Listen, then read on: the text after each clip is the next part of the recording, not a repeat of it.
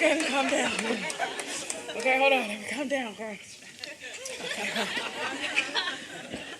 Now watch what you're I doing know, with that. right? Because that'll come back and bite you later. I know. I'm putting them up. This is a new purse for my birthday today. Okay. I knew it. Oh, God. I'm about to cry. Okay, listen. Okay. First, I want to say, you are the bomb. BALM. Okay.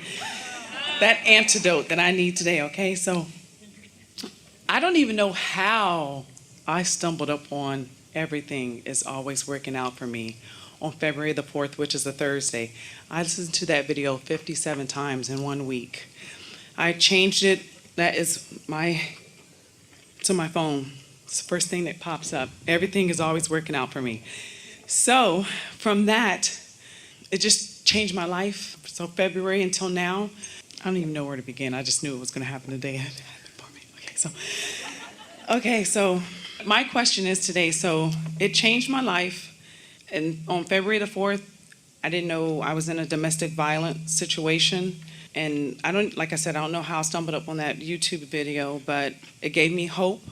I contacted a local battered women's shelter in my town, and I just kept thinking, everything is always working out for me. Everything is always working out for me. So needless to say, I stayed in that situation and been still listening to Abraham from February until now, and just various videos every morning. There's meditation. There's like 7 different videos that you can listen to meditate every morning. So anyway, so in August, the incident happened again, and I told myself, this does not feel good. I'm completely done. And so I had the courage after 22 years, I've been with them since I was 19, that I'm completely done. I also don't even know how I stumbled upon like this very, very attractive guy.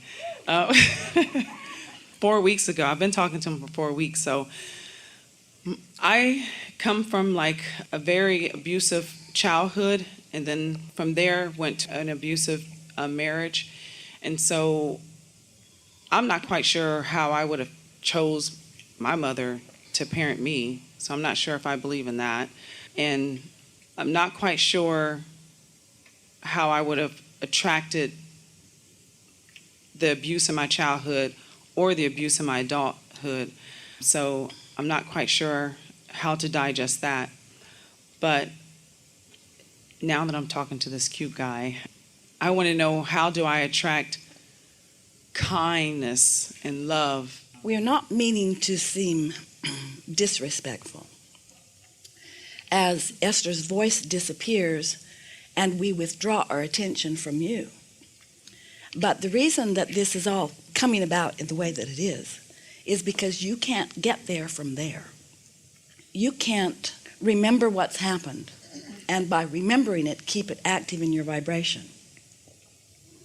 And find the vibrational alignment that will yield to you what you really are wanting.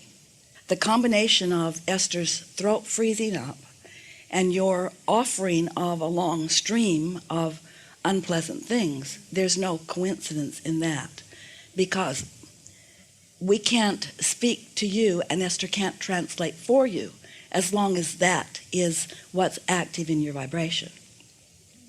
And it isn't that it isn't all right for you to notice it or to remember it or to speak about it. It's that continuing to tell the story will keep it active in your vibration as long as you're telling the story. Because those thoughts have turned to things. And as you continue to tell the story, you continue to keep those thoughts and those things active in your vibration. And so in your physical vernacular, you say something like, you just can't get there from there. You just can't get there from there. So what we want to say to you is that in what you've been living with this, and it is so normal that what you're living would then cause you to live more of it. As you notice what you're living, in your noticing of it, you offer a vibration and you're talking about it and you're thinking about it and you're defending it, and then more comes. It just has to be that way. So somehow you have to find a way of breaking that cycle.